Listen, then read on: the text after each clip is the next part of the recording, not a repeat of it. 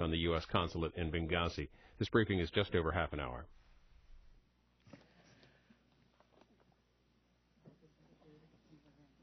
I want to thank members of the press for joining us today, a few of our female colleagues, to talk about the disrespectful attacks on the United States Permanent Representative to the United Nations, Susan E. Rice.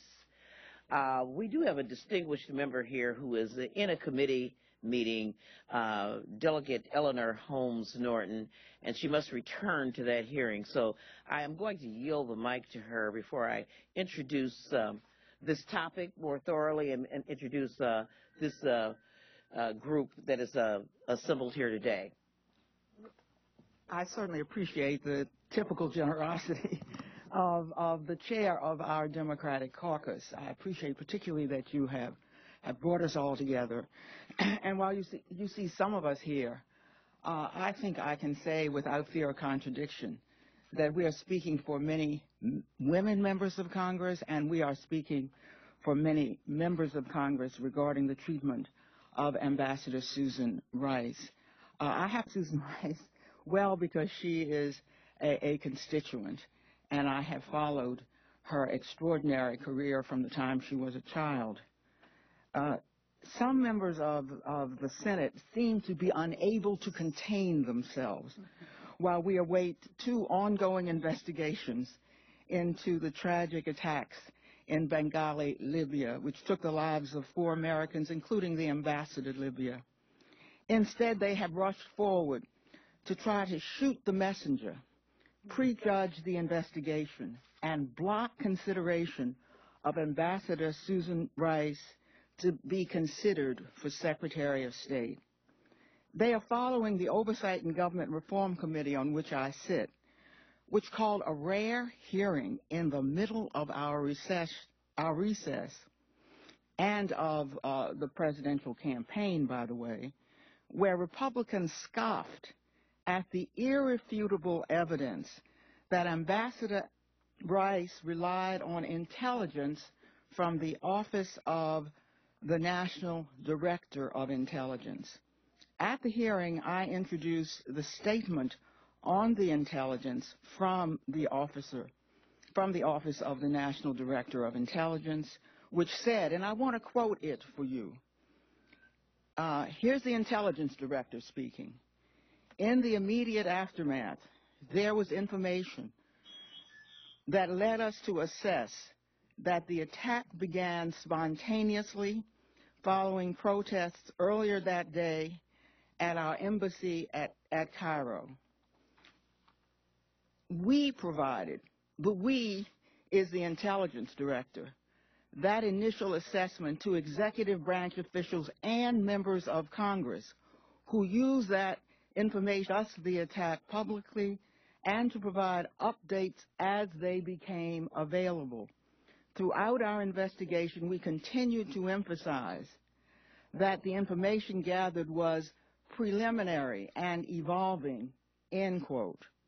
I then asked Ambassador Patrick Kennedy of the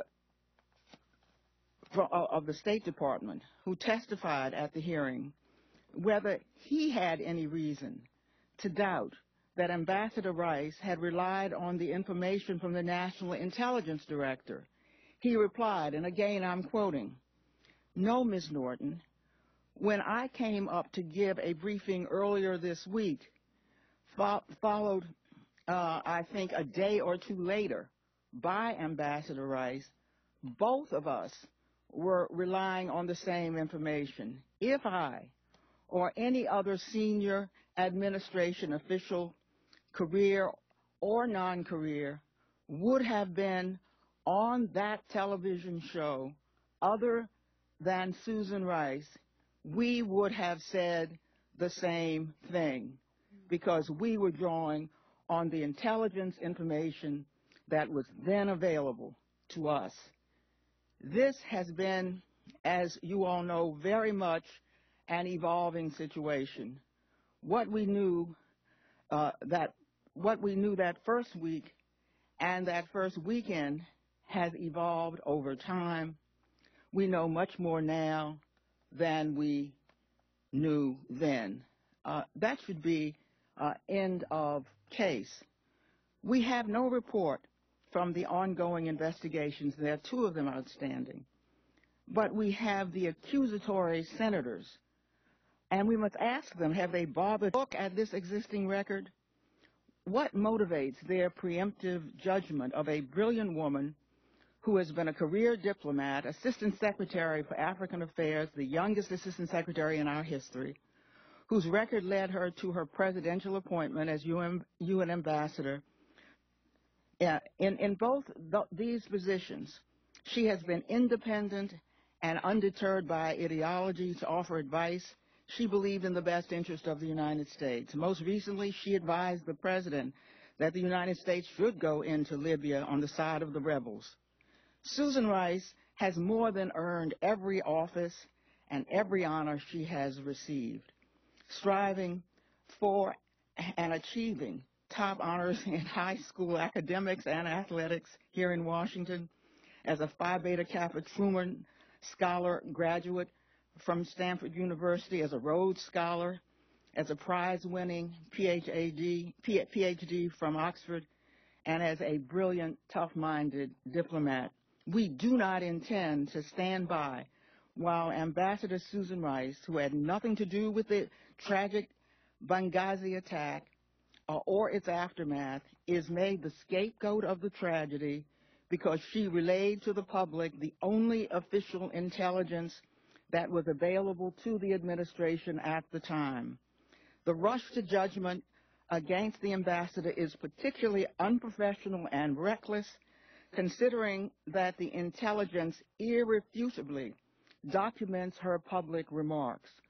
We will not allow a brilliant public servant's record to be mugged, to cut off her consideration to become Secretary of State. I'm ranking member on a hearing ongoing, and I very much appreciate being able to speak for Susan Rice. We have really been honored to hear from a senior member of our caucus, the distinguished Eleanor Holmes Norton. And I am the co-chair of the Women's Study Group, the Democratic Women's Study Group.